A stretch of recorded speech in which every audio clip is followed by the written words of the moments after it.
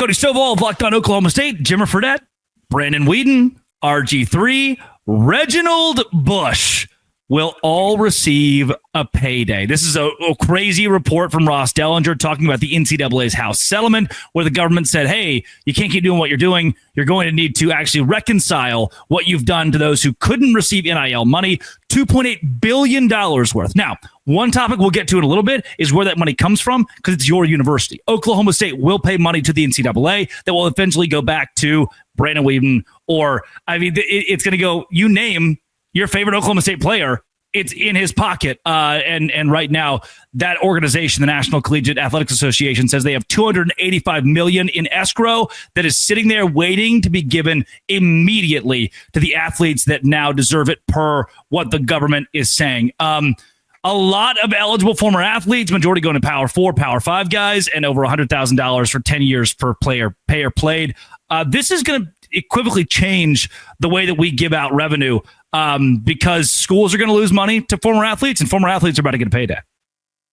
Yeah, I think this is a phenomenal decision. We just talked about some of the things in college that aren't going so well. This is one of those things that is. And another reason is the connection. I think that we could all agree, whether you have your alumni heavy hitter bad A's that have played in the NFL, having them on the sidelines, it is a big deal. It's helpful for recruiting. It's helpful for marketing. It's helping for profitability.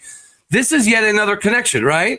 So I think this is another opportunity for universities to bring back some of the old school dudes, to put them on the sidelines, to help build up the program, because they're making things right. And you are right. The university is going to have a lot of responsibility in all of this. So it's another extension of the gratitude for what you did. Especially, I love that you bring in Brandon Weeden to this. That's the last time we won a Big 12 title. Did we play for like 7 de facto ones and lose? Yes. But as far as winning it, Weeden was the one to do that. Justin Blackman, Joseph Randall, that whole crew deserves to get paid. And I do think this is going to be great for the universities. It's going to be great for them, and it's going to be great for eyeballs in recruiting moving forward. Yeah, so the rumor's been floated out there that in the settlement, you'll likely see players from 2016 and 2024 get paid that $2.8 billion.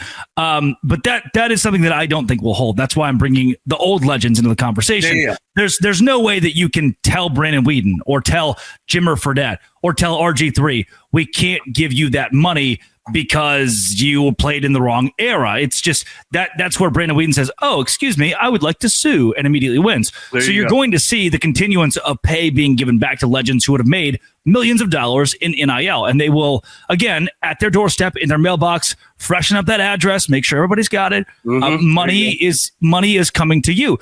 Biggest issue with this that many people are overlooking, it's the cowardice of the NCAA. This wasn't, hey, we are going to take care of this and handle it and give the money out. Our bad. We got sued and we failed you. Instead, the governing body, the governing body paid to govern, is now asking the universities to give back revenue at the end of the year directly to the NCAA so they can put it in the pockets of the old legends. Does it make sense that schools should have paid or could have paid or whatever the legends at the time through NIL or what be it? Yeah, obviously. But they would have if they could have. There you go. And now you're going to make them pay for this? It's exactly what's happening. Yeah, the culpability side of this does seem to lean more towards the NCAA. But, of course, we all know, especially with their footing not being on the most solid of grounds at the current moment, they're going to have to, from a revenue perspective, probably save as much as physically possible. The cowardice is 100% factual and accurate. But nonetheless, I do think that it does at least show that they're willing to be somewhat malleable in some of these old court decisions. So maybe there's hope for the NCAA in the future. Yeah, it may not be looking good for the home team, but there's bright sides to this ridiculousness as well.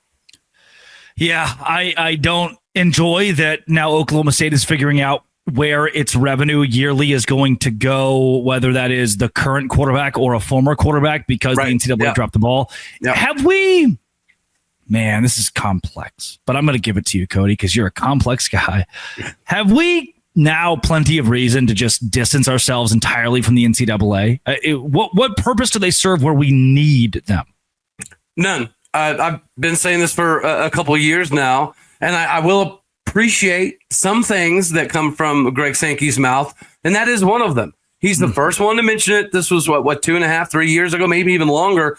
He made it publicly known that we don't need the NCAA per se, right? And as time has gone on, we've realized that the minute details of attendance of class or GPAs or how scholarships are divvied up and the percentages, the little minute details seem to be the issue. And the NCAA might be good at that. So basically, the NCAA has turned into a bookkeeping operation that we know is not a necessity. So this is yet another indication to me that they understand that they're probably not going to be around all that much longer. If they thought that they were going to have a long, healthy future, they would pay out these athletes, the old school ones, out of their own, pocketbooks, essentially. But they got to save money because they know they're really not going to be around much longer, at least seemingly.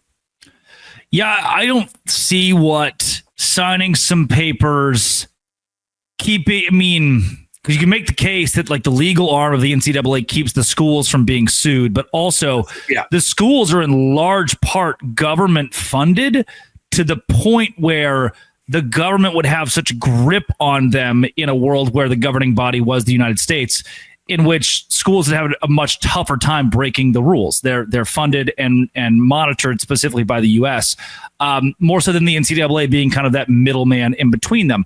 And because the NCAA is a middleman, schools are able to break the law a lot, get sued themselves. I mean, we've seen schools sued on multiple occasions by different parties, and the NCAA is kind of stuck without being able to help in that department. And instead, now the NCAA itself gets sued, and then they ask the schools for money. And the schools are going, well, we're also being sued by other people. And the NCAA is like, well, we can't help with that. You're thinking, so what are you helping with? You're getting sued and being charged stuff. Then we're getting sued and being charged stuff. And now we're going to give you even more money. Where do you actually help us? I don't know if I see it. See, I think they understand that they are on life support. They're on a very thin line, and they're on a short amount of time. So I think that they're going to give a little bit of pushback occasionally to make it look like they still have teeth. But at the same point in time, I think they're also going to cave quite a bit as well, just to extend their careers as long as physically possible, whether it's 2 years, 3 years, 5 years, 7 years. I think they even realize that at some point in time, they're going to be unnecessary. They kind of have to play ball. Yes, at least to some degree, yeah.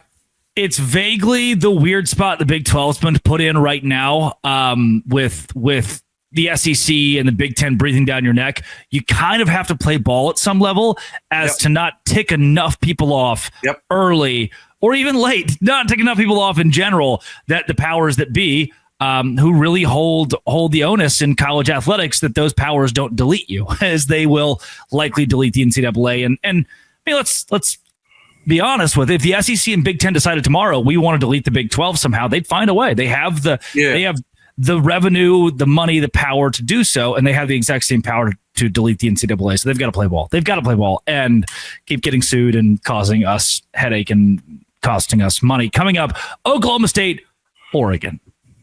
Are you telling me, Cody, that you have a winner in this game? So I'm saying there's a chance. Let's do it. Locked On Big 12, Locked On Oklahoma State, a crossover, part of the Locked On Podcast Network, your team every day.